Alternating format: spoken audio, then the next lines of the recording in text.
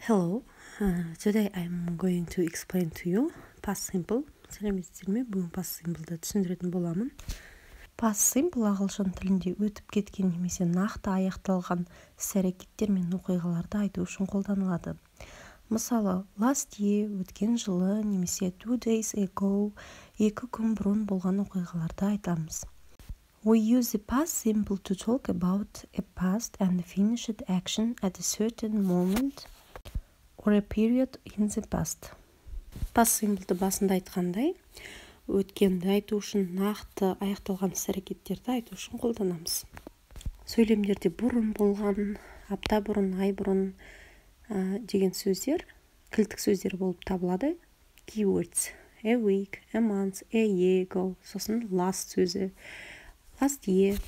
Өткен уақытты да айтсақ, ең демеулігін қолданамыз. Rules: in the affirmative form, regular verbs add ed or t. Ағылшын тілінде етістіктер екіге бөлінеді, дұрыс және бұрыс. Осы past simple кезінде дұрыс етістіктерге ed жалғанады, немесе d. Ол еге аяқталатын сөздер болса, d ғана жалғанады. Like деген сияқты. Бұрыс етістіктерді біз тізімнен көреміз, яғни бұл болымды сөйлемдерде біз бұрыс етістікті қолданамыз. Тізімге қарайық. Be, was, were, been, яғни past simple. Біз сөйлемде сан кезде етістіктің дұрыс және бұрыс екенін анықтап аламыз. Бұрыс етістіктерді міне past simple тізімнен қараймыз. Мысалы, кеше мен үй жұмысын жасадым деген сөйлем жасау керек болса, do, did, done. Бізге керегі did. I did homework yesterday. Rules: in the negative and interrogative forms, we use auxiliary verb to do at the past tense, did, and the main verb goes in the base form without to. You didn't write a letter. Did you write a letter? Сонымен, достар, біз болымсыз және сұраулы сөйлемдер кезінде did көмекші етістігін қолданамыз.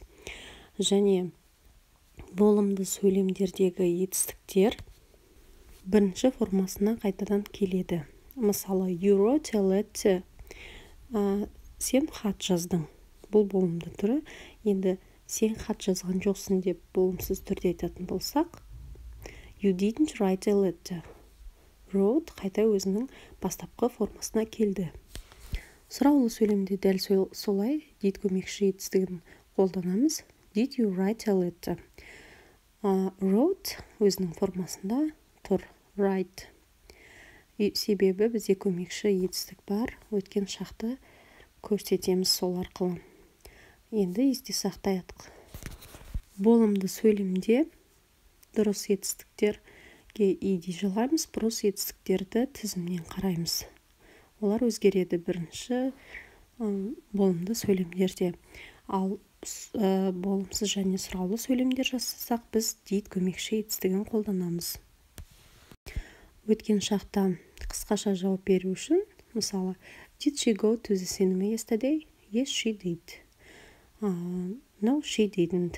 Яғни қысқаша жауабымыз тура солай did пен көмекші етістікпен болады. Біз сіздермен екі мысал қарастыратын боламыз. Бірінші мысал дұрыс етістікпен. The bus stopped a few minutes ago.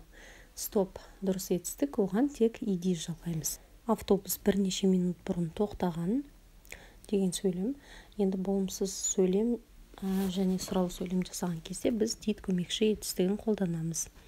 The bus didn't stop a few minutes ago. Яғни did көмекші етістігінен кейін not жалғауын жалғаймыз.